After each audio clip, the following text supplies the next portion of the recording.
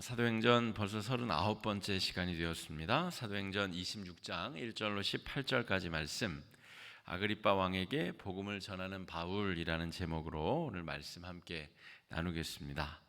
우리 늘 하던 대로 우리 사도행전 1장 8절 말씀 우리 한번 같이 읽고 시작하겠습니다. 오직 성령이 너희에게 임하시면 너희가 권능을 받고 예루살렘과 온 유대와 사마리아와 땅끝까지 이르러 내 증인이 되리라 하시니라. 아멘. 나중에라도 우리 사도행전을 생각하실 때 1장 8절을 지도로 해가지고 무슨 내용이 있었나 이렇게 잘 생각해 보시면 좋을 것 같습니다. 그런데 이 뒷부분은 사실은 이 3차 전도행이 끝나고 바울이 이제 예루살렘에서 체포되는 이후의 이야기들은 사실은 조금 지난하게 이어집니다. 조금 이게 계속 반복되는 이야기도 있고, 바울이 계속해서 백성들 앞에서, 산헤드린 공회 앞에서, 벨릭스 총독 앞에서, 베스도 총독 앞에서, 또 오늘 아그리빠 총독 앞에서 계속 복음을 증거하는 내용들이 중첩되어서 기록이 되기 때문에 이 부분이 무슨 도대체 누가 누구에게 하는 이야기인가, 또 무슨 내용인가 다소 이렇게 느껴질 수가 있습니다.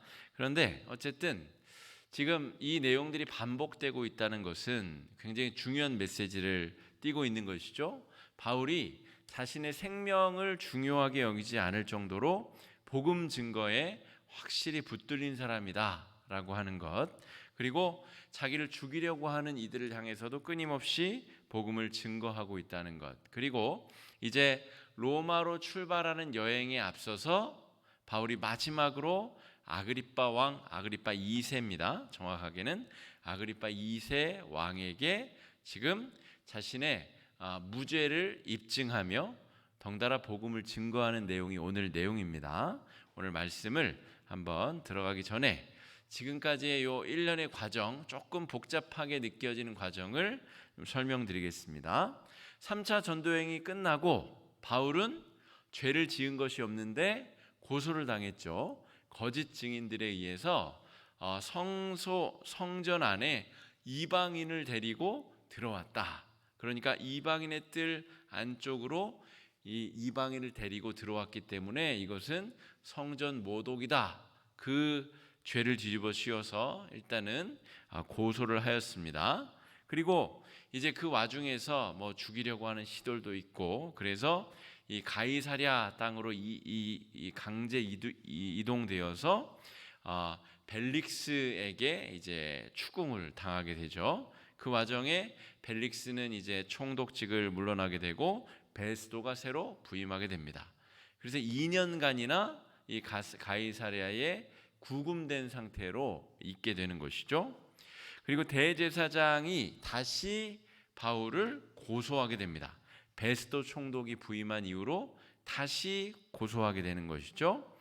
그때에 바울이 황제에게 상소를 하게 되면서 이제 바울의 생명은 황제에게 달리게 되는 것입니다.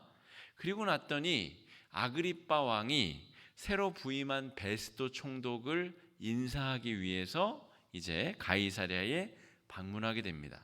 그래서 지난주 말씀에 이 베스도 총독 입장에서는 이 죄수와 함께 죄수를 황제에게 이제 보내기 위하여 이 지금까지의 소송의 내용과 진행 과정을 적어서 죄수와 함께 보내야 되는데, 자기가 판단할 때에는 로마 시민권을 가진 바울이 죽일 죄가 없는 것이죠. 그래서 아그리빠 왕이 온 김에 아그리빠 왕이 한번 이 사람 얘기를 들어보고 나에게 한번 설명 좀 해주시오. 왜 대제사장이 이 사람을 죽이려고 하는지, 당신이 생각할 때 이 사람이 죽을 만한 죄인인지, 그게 내가 납득이 돼야 편지를 써서 이 사람을 로마로 보낼 것 아니오. 한번 이야기를 들어보시오. 그리고 아그리빠 왕은 분봉왕이죠. 아그리빠 왕도 그런 일이 있었소? 이 사람 얘기 한번 궁금하네, 들어봅시다 라고 이 아그리빠 왕이 바울 이야기를 지금 듣게 되는 장면이 26장 전체의 내용이다 하는 것이죠. 26장이 끝나고 나면 27장부터 이제 바울은 로마로 향하는 여행을 떠나게 된다 하는 것입니다.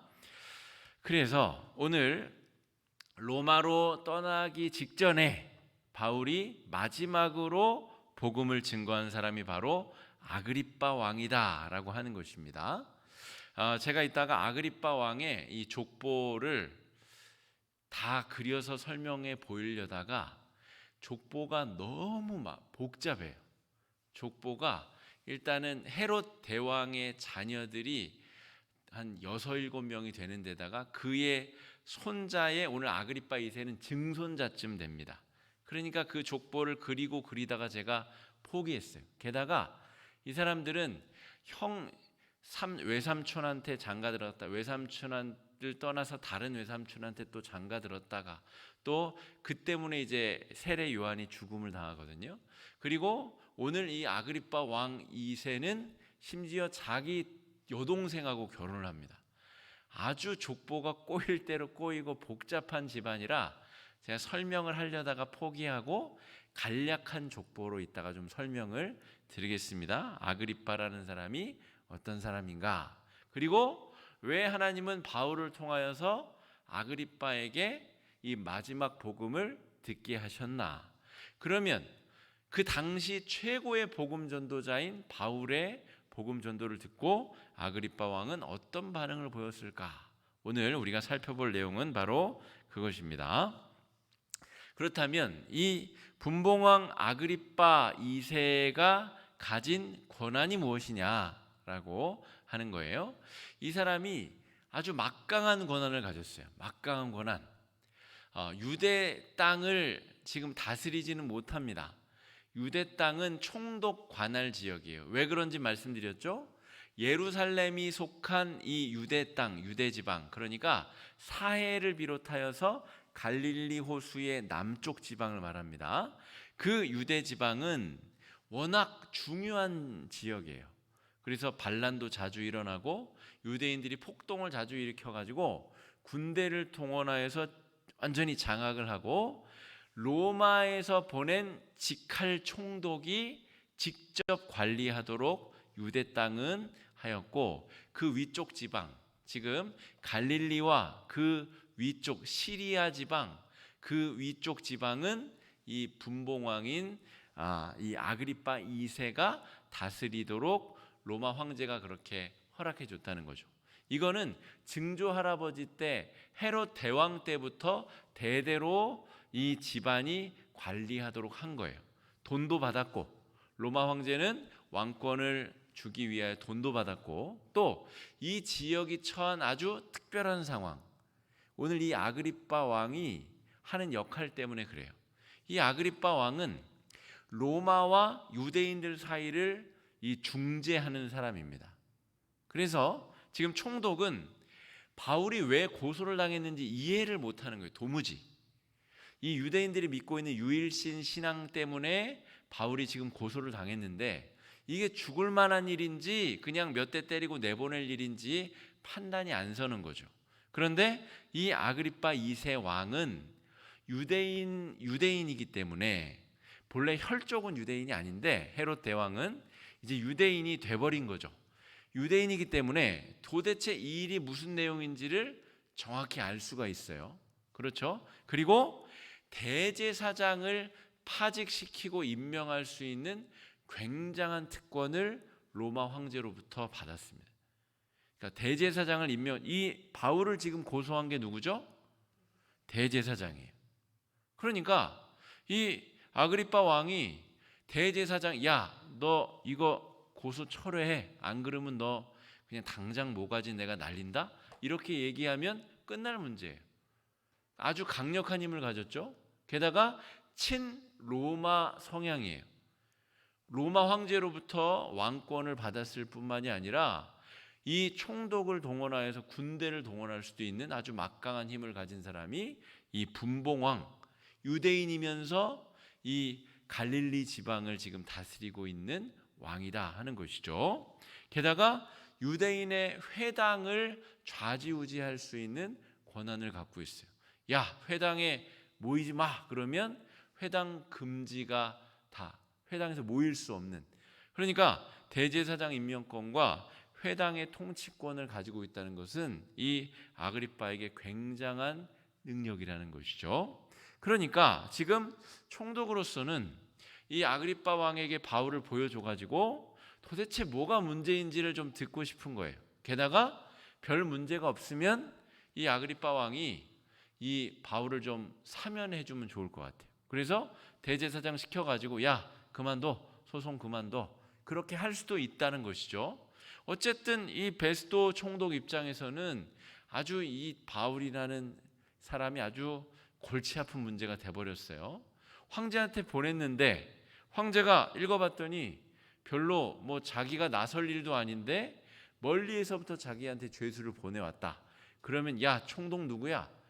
이렇게 무능하고 이렇게 어리석은 총독 당장 소환시켜, 이렇게 될 수도 있는 것이기 때문에 베스도 입장에서는 지금 이 아그리빠 왕의 도움이 아주 절실한 상황이 되어버렸다라고 하는 것입니다. 그런데 이 아그리빠 왕이 지금 바울을 대하는 태도를 한번 보십시오. 26장 1절 말씀 한번 읽어보겠습니다. 시작. 아그리빠가 바울에게 이르되 너를 위하여 말하기를 내가 허락하노라 하니 이에 바울이 손을 들어 변명하되, 아그리빠라고 하는 왕이 지금 바울에게 야 내가 너 지금 손가락 하나 까딱하면 너 지금 내가 너를 죽이지는 못해도 지금 로마 황제에게 상소를 했기 때문에 아그리빠 왕도 죽이지 못합니다. 죽이지 못하지만 야 너 내가 기분 좋으면 너 살릴 수도 있고 너 대신에 내가 대제사장을 날릴 수도 있고 너 똑바로 해봐. 한번 재미있게 네가 지금 무슨 상황인지 한번 잘 설명해봐. 한번 해봐 라고 손짓을 이렇게 했다는 거죠. 그랬더니 바울이 손을 들어서 변명을 했다. 아마 이렇게 손을 들고 변명을 했겠죠. 그러면서 자기 죄를 변명하는 줄 알았는데 이야기를 쫙 읽어보면 복음을 증거하고 있어요. 지금 바울은 자기 생명을 구걸하고 있는 것이 아닙니다. 왕이시여 잘 오셨습니다. 제발 저를 한번 살려주십시오. 제가 이렇게 죽을 사람이 아닌데 제가 지금 로마로 팔려가게 됐습니다. 이렇게 이야기하고 있는 것이 아니라 아이고 잘 됐습니다. 지금 아그리빠 당신이 이 상황을 너무 잘 이해할 줄을 알고 내가 전하는 이 말을 잘 듣고 당신에게 도움이 되었으면 좋겠습니다. 그 말이 무슨 말이죠? 당신도 이 복음을 듣고 변화되면 좋겠습니다. 그래서 그 뒷부분에 가면 네가 적은 말로 나를 그리스도인이 되게 하려느냐라는 이야기가 나와요. 그러니까 바울은 지금 자기 생명 부지하려고 지금 변명하는 게 아니라 아그리빠 왕을 회심시키려고 복음을 증거하고 있다라고 하는 것이죠. 그러니까 지금 아그리빠 왕이 아주 고압적인 자세로 야 너 네 생명 내가 그냥 한 방에 날릴 수도 있어 라고 위협하고 아주 고압적인 자세로 이야기하지만 오히려 바울은 거기에 쫄지도 않고 위축되지도 않고 아그리빠 왕에게 복음을 전하고 있다 하는 것이죠. 아까 말씀드린 대로 헤롯 아그리빠 2세의 양력, 제가 족보 도표를 그리다가 포기했어요. 너무 복잡하고 지저분해가지고 일단 포기했어요. 헤롯 대왕의 증손자다. 헤롯 대왕이 누구죠? 예수님 태어날 때 동방 박사들에게 거기를 알려주면 내가 경배하겠습니다라고 거짓말하고 그 일대의 2살 이하의 영아 남자애들을 싹 죽인 그 왕이 바로 헤롯 대왕이에요. 그런데 성경 뒷부분에도 예수님 활동하실 때도 헤롯 왕 이야기가 나오고 막 하기 때문에 그 왕이 그 왕인 줄 아는데, 그럼 나이가 따지자면 저분은 막 몇백 살 살아야 되니까 그런 게 아니라 저 사람은 헤롯 대왕, 예수님 태어날 때는 헤롯 대왕이었고요. 그 다음에 이제 여러 헤롯의 네 아들이 이제 특히 유명하고 그 이외에도 수많은 아들들이 있었어요. 이 아그리빠라고 하는 이 왕은 손주인데 그 유력한 4명의 아들이 아니라 방계 쪽의 아들이에요. 그게 아그리빠 1세인데 사도행전 12장에 야고보를 죽이고 충이 벌레 먹어 죽은 왕이 바로 헤롯 아그리빠 1세 왕이에요. 그러니까 헤롯 대왕의 손자가 되는 사람이다 하는 것이죠. 그러니까 증조 할아버지는 예수님 죽이려고 덤벼들었고, 아버지는 야고보, 이 요한의 형제, 예수님의 4대 제자 중에 하나죠. 이 요한의 형제 야고보를 죽였고 베드로를 죽이려다가 실패했었던 왕이 바로 헤롯 아그리빠 1세, 벌레 먹어 죽습니다. 그때의 이 헤롯 아그리빠 2세의 나이가 17살이었어요. 그리고 젊었을 때 헤롯 아그리빠 2세는 로마에서 생활했어요. 그러니까 유대인이기는 한데 유학을 한 아주 고상하게 로마 생활을 하다가 이제 아버지를 뒤이어 왕권을 이으러 유대 땅에 내려온 사람이 헤롯 아그리빠 2세예요. 그런데 이 헤롯 아그리빠 2세는 여동생 버니게와 근친상간을 합니다. 오늘 읽은 26장에 앞서서 25장에 보면 13절 23절에 보면 이 아그리빠가 버니게와 같이 내려와요. 그러니까 가이사랴에 이 베스도 총독을 만나러 같이 내려오는데 둘이 남매예요. 1살 차이 남매. 게다가 이 버니게라는 여인은 이미 2번이나 시집을 갔다 온 여인이에요. 그것도 이 일가 친척들하고 유력한 사람들하고. 그러니까 갔다가 집에 다시 이혼해서 오고 와서 오빠 집에 같이 있다가 또 갔다 왔다가 그냥 그 오빠랑 그냥 사는 거예요. 사실혼 관계로. 그런 사람이 유대교의 대제사장의 임명권을 가졌다는 거죠. 아그리빠 2세 왕이. 그러니까 이게 얼마나 기절초풍할 노릇이에요. 유대교의 이 정체성이 얼마나 지금 모호한 상태인가. 본래 대제사장은 그렇게 왕이 임명할 수 있는 자리가 아니에요. 누가 할 수 있는 거죠? 대제사장은 아론의 자손 중에서. 솔로몬 시대에 사독이라고 하는 사람이 그 혈 쪽을 잇고 있었기 때문에 정상대로라면 사독의 자손 중에서 혹은 더 거슬러 올라가더라도 아론의 자손 중에서 대제사장이 나와야 되는데, 예수님 심판할 때 대제사장이 2명이 나오죠. 그런데 대제사장이 어떻게 넘어가냐면 장인어른이 사위에게 대제사장을 넘겨줘요. 그러니까 이게 완전히 족보가 엉망진창인 상태인 거죠. 이 유대교라는 것 자체가 지금 제대로 서 있는 종교가 아니에요. 완전히 허울만 남고 이 성직을 매직하고 매매하고 필요에 따라서 줬다 뺏었다 하는 그런 상태, 완전히 타락한 상태의 이 유대교에 지금 이 아그리빠 2세 왕이 대제사장 임명권을 가지고 있다는 거예요. 그리고 그 사람은 근친상간을 저지르고 온갖 범죄에 연루되어 있는 그런 사람이다라고 할 수가 있겠습니다. 로마와 유대교 양쪽 모두에 막강한 영향력을, 힘을 가지고 있는 사람이 바로 헤롯 아그리빠 2세다, 이렇게 말할 수가 있습니다. 오늘 26장을 여러분 다 읽어보면, 찬찬히 읽어보면 아그리빠는 그 복음을 듣고 회개하고 돌이키지 않습니다. 끝끝내 자신의 교만한 상태를 유지하는 것이죠. 그러니까 이 교만이라고 하는 이 죄악, 자기가 그냥 잘났거든요. 자기는 증조 할아버지 때부터 이 지역의 왕족이었고, 자기가 비록 로마의 황제 라인은 아니지만 이 지역의 분봉왕 자리를 몇 대째 유지하고 있는 아주 유력한, 아주 성골 중에 성골 집안 자식이고, 어렸을 때는 저 로마에서 아주 고급진 학문을 유학하고 온 유학파에다가 왕권을 가지고 있고 이 유대교 사람들을 내가 쥐락펴락할 수 있는 힘을 가지고 있는 몹시 교만한 상태의 사람이다.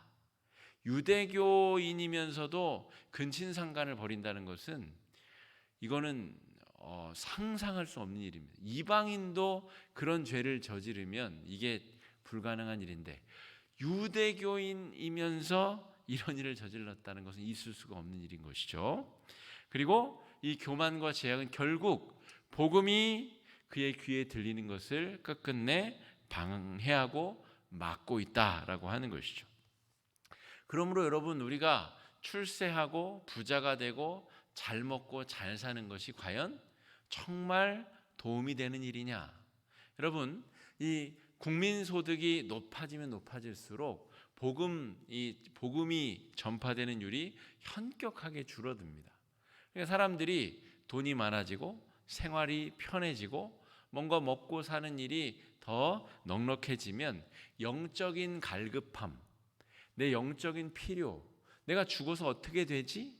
죽어서의 세상은 어떻게 준비해야 되지라고 하는 영적인 관심이 현격히 낮아진다라고 하는 것이죠. 그러므로 예수 믿고 우리가 축복받는 것은 참 좋은 일인데, 내가 축복받아서 우리 자녀들이 잘 먹고 잘 살게 되면 결국 영적인 일에 대한 관심은 줄어들게 되므로 그게 과연 축복인가? 라고 하는 고민을 우리가 해보게 되는 것이죠. 그래서 예수 믿고 복을 받게 되면서 동시에 우리는 이 고난의 문제를 직면하게 된다는 것입니다. 우리가 다 이해할 수 없고 다 해결할 수 없는 고난의 문제가 바로 그 와중에 주어지는 하나님의 특별한 은혜, 어떤 의미로는 그것이 영적인 깨달음을 얻기 위한 귀한 선물일 수도 있다라고 하는 것이죠. 그런 고난의 문제를 직면한 사람들에게 있어서는 이게 너무 힘든 문제일 수도 있으나 그 문제를 또 말씀과 기도로 잘 뚫어 지나가 보게 되면 하나님께서 주시는 놀라운 은혜의 선물이 그 가운데 숨겨져 있을 수 있다라고 하는 것입니다. 바울이 지금 이야기하는 것은 당신은 우리 민족이 기다리던 메시아에 대해서 너무나 잘 알고 있지 않습니까? 당신이 지금 근친상간 저지르고 여러 죄악을 저지른 건 나도 잘 알고 있습니다. 바울이 왜 모르겠습니까? 바울은 너무나 잘 알고 있겠죠. 그러나 지금 바울이 이 아그리빠 왕을 일상적으로 만날 수 있는 왕이 아니죠. 그런데 이 특별한 상황에서 아그리빠 왕을 만나게 됐다는 거예요. 그러니까 바울 입장에서는 이거 정말 하나님이 주신 기회다라고 생각했겠죠. 왜냐하면 이 사람이 회개할 수 있는 길이 이제 열린 것이죠. 이 사람이 죄악에서 돌이키고 정말 이 예수 그리스도를 만나서 변화된다면 자기가 지금 꿈에 그리던 일이 뭐예요? 로마서 9장, 10장, 11장에서 바라는 게 뭐예요? 동족 유대인들이 구원받는 거예요. 그게 이방인들에게 복음을 전하는 사도임과 동시에 자기 동족이 복음화되기를 그렇게 간절히 바라고 있는데 이 아그리빠 한 명이 변화되면 그 다음에 무슨 일이 어떻게 펼쳐질지 이 바울이 너무 기대에 차 있는 거죠. 그래서 아그리빠 왕에게 지금 예수에 대한 이야기를 하고 있는 것입니다. 내가 누구인지를 아소. 나는 우리가 믿고 있는 유대교 중에 유대교 바리새인 종파에 속한 사람입니다. 나는 하나님을 너무너무 사랑해서 하나님을 사랑하여서 나도 그리스도인들을 박해하던 사람이었습니다. 그러다가 내가 예수 그리스도를 만나게 되고 이런 이야기들을 쭉 하고 있는 것이죠. 이 아그리빠 2세는 유대인들이 예언자를 통하여 하나님의 이 보내시는 구원자가 태어날 것을 너무너무 잘 알고 있었던 사람입니다. 그러므로 당신도 그 기다리던 메시아가 오지 않았습니까? 그게 바로 내가 말하고 있는 예수, 나사렛 목수인 예수입니다. 그 이야기를 지금 하고 있는 것입니다. 자, 26장 7절 말씀 한번 읽어보겠습니다. 시작. 이 약속은 우리 12지파가 밤낮으로 간절히 하나님을 받들어 섬김으로 얻기를 바라는 바인데 아그리빠 왕이여 이 소망으로 말미암아 내가 유대인들에게 고소를 당하는 것이니이다. 내가 왜 고소를 당했냐면 이 베스도 총독은 로마 사람이라 잘 이해를 못하는데 당신은 잘 알지 않습니까? 우리 민족이 밤낮으로 기다리던 그 메시아를 내가 만났다. 그 메시아를 전했다는 이유로 내가 고소를 당한 것입니다. 나는 죽을 죄를 지은 것이 아니라 생명을 전하다가 억울하게 누명을 쓰고 있는 것입니다. 라고 바울이 이야기하고 있습니다. 나는 그 메시아를 만났습니다. 이 내용을 잘 읽어보면 바울은 지금 생명을 부지하기 위해서 변명을 하고 있는 것이 아닙니다. 어떻게 하면 아그리빠 왕에게 예수를 전할 것인가? 그 사람이 화가 나서 나를 더 공경에 빠뜨릴 수도 있지만 지금 바울은 거기에 관심 있는 것이 아니라 아그리빠 왕의 회심에 관련이 있다라고 하는 것이죠. 여러분, 아그리빠 왕에게 예수가 어떤 의미였을까? 아그리빠 왕도 이 바울을 만나 그 이야기를 들으면서 예수에 대해서 다시 한번 생각을 해봤을 것 같아요. 그래, 그런 일이 있었지. 지금이 예수님이 이제 하늘로 올라가시고 나서 약 20년이 지난 상태거든요. 그러니까 이 아그리빠 왕도 예수님 사건에 대해서 그 사건 때문에 얼마나 많은 소요와 진통이 있었는지를 너무나 잘 알고 있었기 때문에 이 아그리빠 왕도 예수님에 대해서 다시 한번 생각해 보는 기회를 가졌을 것 같아요. 그런데 예수님을 구주로 영접하기에는 아그리빠 왕은 너무나 많은 것들을 가지고 있는 것이죠. 지금 누리고 있는 이 행복과 안정감과 평화가 오히려 예수를 만나는데 방해물이 되고 있다는 것이에요. 지금 이 유대 땅은 로마의 식민 상태인데 이 아그리빠 왕처럼 팔자 편한 사람이 어디 있어요? 로마에 가면 로마의 황제가 맞아주고 환영해주고 막 진귀하게 대접해주고 또 이 유대 땅에 내려오면 왕으로 추대해주고 총독도 막 이렇게 존대해주고 이 아그리빠처럼 세상 편한 팔자가 없다는 것이죠. 그런데 이 세상 편한 팔자 때문에 오히려 이 영혼의 구원의 문제가 지금 큰 차질을 빚고 있다라고 하는 것입니다. 여러분, 여기서 우리가 기도하는 내용들을 한번 분석해 볼 필요가 있어요. 우리가 기도하는 내용, 우리가 늘 입에 달고 기도하는 내용들, 우리가 바라는 축복, 우리가 바라는 평안함, 아무 일도 없고 무탈한 것, 우리 자녀 손들이 그렇게 되는 것. 여러분, 조금 탈이 있더라도 예수 잘 믿는 사람으로 살아가도록 우리가 그렇게 기도해야 되는데 우리 실제 기도는 그렇게 나오기가 쉽지가 않아요. 우리 자녀손들이 조금 어려움 겪더라도 예수 잘 믿게 해주십시오. 그렇게 기도하는 성도 나는 한 명도 본 적이 없어요. 탈도 없고 예수도 잘 믿어야 되지 그렇게 기도하는 사람 본 적이 없어요. 중요한 것은 탈나라고 기도하는 게 중요한 방점이 아니라 어떻게 하면 우리의 삶의 영혼의 구원자인 예수님을 만나고 예수님을 잘 믿을 수 있는가, 거기에 우리의 관심이 놓여져야 된다. 그걸 위해서라면 우리는 다소 어떤 것들을 양보해야 될 필요도 있다라고 하는 것입니다. 바울이 한 이야기 중에 너무나 잘 아는 이야기, 이미 이 회심 이야기는 여러 차례 이야기를 했기 때문에 26장 13절 말씀 한번 읽어보겠습니다. 시작. 왕이여, 정오가 되어 길에서 보니 하늘로부터 해보다 더 밝은 빛이 나와 내 동행들을 둘러 비추는지라. 여러분, 여기서 뭐가 느껴지십니까? 바울의 이 자긍심이 느껴지지 않습니까?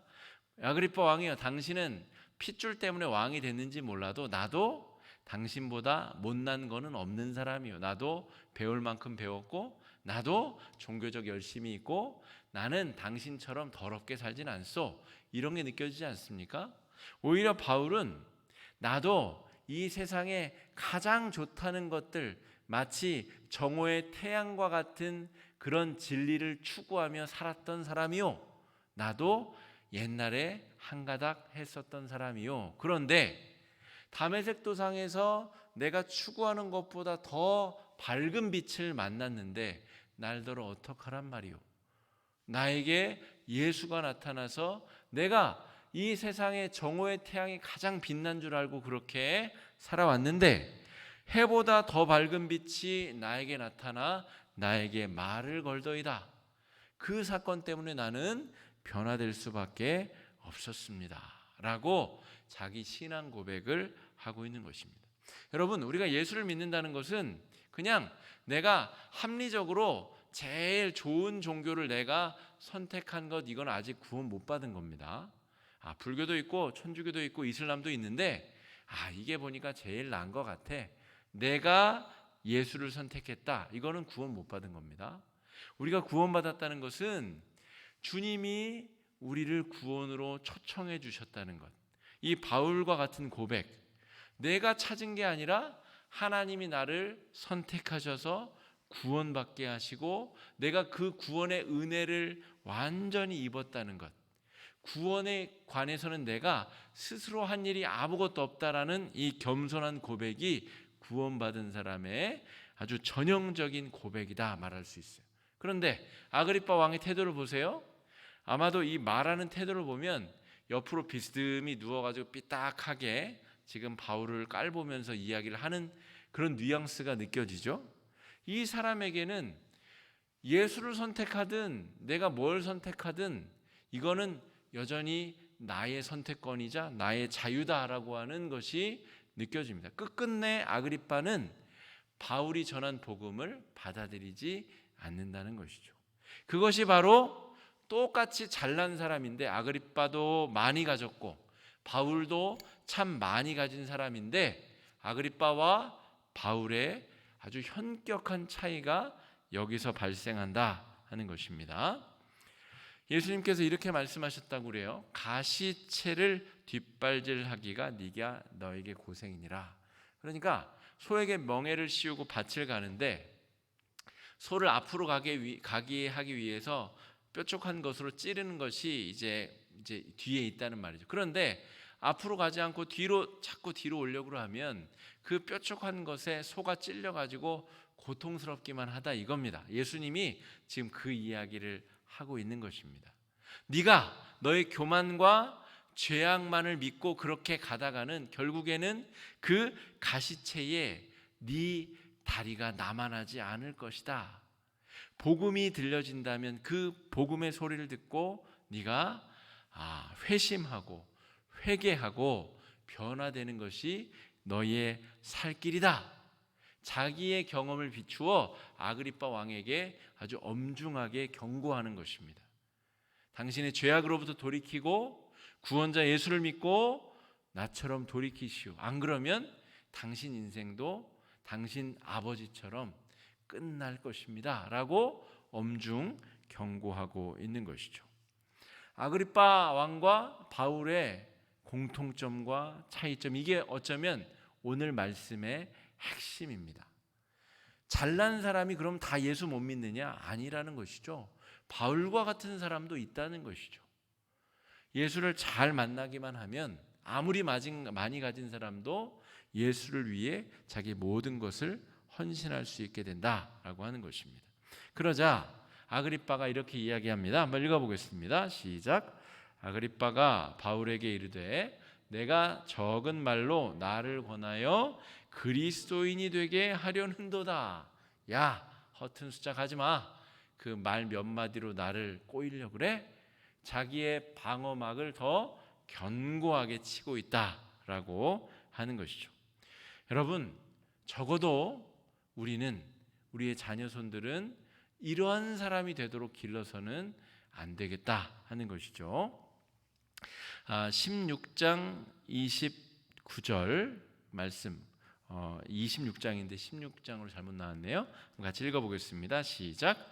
바울이 이르되 말이 적으나 많으나 당신뿐만 아니라 오늘 내 말을 듣는 모든 사람도 다 이렇게 결박된 것 외에는 나와 같이 되기를 하나님께 원하나이다 하니. 여러분, 복음을 전하는 것은 대단한 일이 아니라 나처럼 너도 되기를 원합니다. 이걸 전하는 거예요. 내가 예수 믿고 변화된 것처럼 당신도 나에게 안 좋은 거 빼고는 다 나처럼 되었으면 좋겠습니다. 이게 바로 복음을 전하는 내용의 핵심이다라고 하는 것이죠. 그러려면 전제 조건은 뭐죠? 내가 예수 믿고 구원받고 행복하고 늘 기쁨과 감사가 넘치고 그래야죠. 그러지도 않으면서 너도 나처럼 됐으면 좋겠다. 예수 믿고 불안하고 예수 믿고 불평이 넘치고 그런 사람은 절대로 이런 말을 할 수가 없겠죠. 그런데 지금 이 갇혀서 지금 나중에 자기 인생이 어떻게 될지도 모르는 존재가 모든 것을 가진 것처럼 보이는 왕에게 이런 말을 하고 있다는 것이 놀랍지 않습니까? 바울은 모든 사람이 이렇게 결박된 것 이외에는 나처럼 되면 좋겠다, 이렇게 복음을 증거하고 있다는 것입니다. 여러분, 오늘 사도행전 26장 말씀을 통하여 우리 아그리빠 왕에 대한 이야기를 살펴보았는데, 여러분, 우리도 교만과 죄악을 다 버리고 예수를 믿지 않았습니까? 우리가 교만과 죄악을 버리고 우리가 가장 밝은 것, 가장 대단한 것이다 여기던 그 정오의 해보다 더 빛난 예수를 발견한 사람들 아닙니까? 그 예수를 만나 우리가 변화되고 구원받은 것처럼 그 구원의 길을 우리 가족들, 이웃들과 또 복음을 들어야 될 많은 사람들에게 전하며 나아갈 수 있는 또 귀한 남은 한 주가 되기를 주님의 이름으로 축복합니다. 이 시간에 우리 말씀 의지하여서 우리 4가지 기도 제목 가지고 우리 좀 함께 기도하면 좋겠습니다. 우리 기도 제목 하나당 우리 노래 한 곡 정도의 음악이 나올 텐데 가정에 계신 우리 성도님들도 함께 기도해 주시고 함께 기도에 동참해 주시면 감사하겠습니다. 우리 첫 번째 기도 제목은 이것입니다. 우리 주변에 우리 아그리빠 왕처럼 교만하고 또 죄악으로 인해서 복음 듣기를 거부하고 있는 많은 사람들, 그 사람들의 얼굴을 한번 좀 떠올려 보면 좋을 것 같아요. 너무 교만해서 혹은 자기의 죄악이 너무 크기 때문에 복음을 튕겨내고 있는 사람들, 복음을 받아들이길 거부하고 있는 사람들, 또 그들에게 어떻게 접촉점을 만들어 복음을 전할 수 있을 것인가, 그들이 예수님 만나 변화된 삶을 살 수 있게 해달라고 이 시간에 마음을 합쳐 중보하며 같이 기도하는 시간 갖겠습니다. 함께 그 얼굴을 떠올리며 이름을 부르며 함께 기도하는 시간 갖겠습니다. 기도하겠습니다. 사랑해 주님, 은혜를 감사합니다. 주님, 오늘 사도행전 26장 아그리빠 왕의 이야기를 살펴보며 주님, 교만과 죄악 때문에 예수 생명의 복음을 듣지 못하는 사람들을 살펴보았습니다. 하나님 아버지, 우리는 연약하고 부족하여서 주님, 우리도 그런 때를 지났음에도 불구하고 담대하게 복음을 전하지 못하는 연약함을 가지고 있습니다. 주님, 어떻게 복음을 전해야 될지도 알지 못하고 주님, 그들의 방어막이 너무 크게 느껴져서 복음을 전하지도 못하는 때도 있습니다. 주님, 내가 경험한 이 복음, 이 생명, 이 능력이 그들에게도 전해져야 될 텐데 아버지 하나님, 연약하고 부족한 우리들은 주님, 그 복음이 필요한 이들에게 복음을 잘 증거하지 못하는 연약함을 가지고 있습니다. 하나님 아버지, 우리의 가족들, 우리 친척들, 형제 자매들, 우리 이웃들, 주님, 우리 직장 동료들에게 이 생명의 복음의 말씀을 전할 수 있게 하여 주시옵소서. 주님, 너무 교만한 자가 있다면 주님, 그의 교만을 꺾어주시고 주님, 겸손해지게 하여 주셔서 예수 생명의 복음이 전해지게 하여 주시옵시고 주님, 그의 죄악이 너무 커서 주님, 복음을 튕겨내고 주님, 복음이 들어가지 못하게 하고 있다면 주님, 그의 마음에 그 죄악의 문제를 주님, 뿌리부터 뽑아주셔서 주님, 더 겸손하게 회개하며 돌이켜 은혜의 보좌 앞에 나올 수 있도록 주님 아버지 역사하여 주시옵시고 인도하여 주옵소서. 아버지 하나님, 우리 복음을 들어야 될 사람들의 얼굴이 떠오르게 하시옵시고 이름을 부르게 하여 주옵시고 함께 주님 위하여 기도할 수 있도록 주님 주셔 주시옵시고 역사하여 주시옵소서. 아버지 하나님, 주의 권능의 손을 덮어주시옵시고 오늘 바울을 통하여 복음을 증거하시는 것처럼 내 입술을 열어 그들에게도 복음이 증거될 수 있도록 주님 이렇게 갇힌 것 이외에는 나처럼 되기 원한다고 하는 이 아름다운 복음의 증거를 아버지 우리도 전할 수 있도록 주님 역사하여 주옵시고 인도하여 주시옵시고 주장하여 주옵소서. 주님께서 함께하여 주시기를 간절히 소망합니다. 두 번째 기도 제목은 우리 바울과 아그리빠 왕은 처음에는 우리 같은 길을 걷고 있었습니다. 둘 다 잘났고 공부도 많이 했고 뭔가 대단하게 자기가 자기의 앞길을 개척하는 것처럼 그렇게 하고 있었습니다. 그러나 바울이 예수를 만난 후에 그 교만과 죄악에서 벗어나서 변화된 삶을 살게 되었고 아그리빠 왕은 여전히 그 길을 고수하고 있습니다.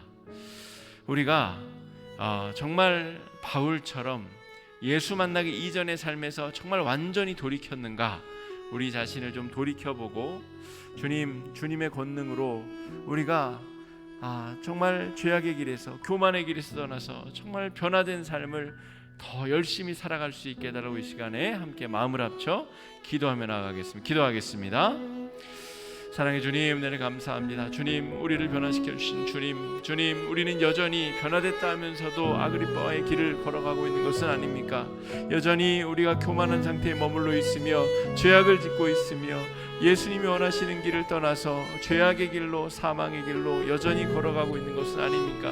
형제자매를 미워하고 주님 시기하고 주님 공격하고 때로 거짓말을 하며 주님 온갖 죄악을 저지르며 우리가 변화되었다, 나는 구원받았다라고 그렇게 떳떳하게 이야기하고 있는 것은 아닙니까? 주님, 우리의 죄악을 용서하여 주시옵시고 매일매일 은혜의 보좌 앞에 나아가서 우리의 죄악을 회개하고 교만을 내려놓으며 하나님의 은혜의 보좌 앞으로 나아설 수 있도록 주님 주장하여 주시옵시고 인도하여 주시옵소서. 우리도 바울이 경험한 것처럼 온전한 회심을 경험할 수 있길 원합니다. 바울이 그 걷던 길을 180도 달리하여서 정반대의 길을 걸어간 것처럼 주님, 우리도 예수 만난 이후로 주님 온전하고 새롭게 된 변화된 삶을 살아갈 수 있도록 주님 역사하여 주시옵시고 인도하여 주시옵소서. 예수 생명의 복음으로 함께하여 주셔서 거룩한 능력으로 세워주시옵시고 주님 주장하시옵시고 인도하시옵소서. 세 번째 기도 제목은 우리 유럽을 비롯하여서 많은 나라에서 코로나 확산세가 정말 심각한 상황입니다. 이 전지규적인 우리 질병의 문제가 속히 끝날 수 있도록 또 아울러서 그동안 인간들이 환경을 파괴하고 지구온난화 문제에 대해서 무관심하고 우리가 저질렀었던 수많은 죄악들을 온 인류가 함께 고민하며 해결책을 모색할 수 있도록 무엇보다 하나님 앞에 그리스도인들이 바로 서며 회개할 수 있도록 위해서 여러분 함께 기도해 주시기 바랍니다. 기도하겠습니다. 사랑의 주님, 늘 감사합니다. 주님, 전 지구적인 이 감염병으로 인해서 수많은 사람들이 주님 오늘도 죽었고 내일도 죽을 것입니다. 주님 아버지, 우리가 주님 앞에 회개하게 하여 주시옵소서. 주님, 우리 인간들의 교만과 주님 이미 복음을 먼저 들은 이들이 주님 솔선수범하지 못하고 복음을 증거하지 못하여 벌어지는 이 모든 참담한 현실에 우리가 회개하게 하여 주시옵시고 주님, 이 재앙의 문제가 주님 속히 해결될 수 있도록 은혜 베풀어 주시옵소서. 주님, 많은 과학자들이 연구하고 있는데 치료제와 백신이 속히 개발되게 하여 주시옵시고 주님, 이 질병의 교훈을 잘 간직하여서 주님, 우리가 앞으로도 주님 피조 세계를 잘 돌보고 보살피며 무엇보다 하나님을 경외하는 삶을 살아갈 수 있도록 주님 아버지 인도하여 주셔서 하나님 아버지, 이 재앙이 다시는 반복되지 아니하도록 주님, 우리 후세들이 살아가는 세상 속에 점점 더 살기 힘들고 어려운 재앙이 아니라 주님 생명의 복음과 능력이 가득 넘칠 수 있도록 주님 아버지 역사해 주시고 인도하여 주시옵소서. 주님, 우리는 하나님 앞에 얼마나 많은 죄악을 저지르며 살아가고 있습니까? 이 피조 세계가 울부짖고 있습니다. 이 피조 세계의 눈물을 우리가 닦지 못하고 주님, 우리가 여전히 가해자로 그들을 주님 공격하고 압제하며 주님, 우리에게 닥친 위기를 인식하지 못하고 있음을 주님 불쌍히 여겨주시옵시고 예수 그리스도의 생명의 능력과 복음으로 우리를 변화시켜 주시옵시고 온전케 하시옵시고 회복시켜 주시옵소서.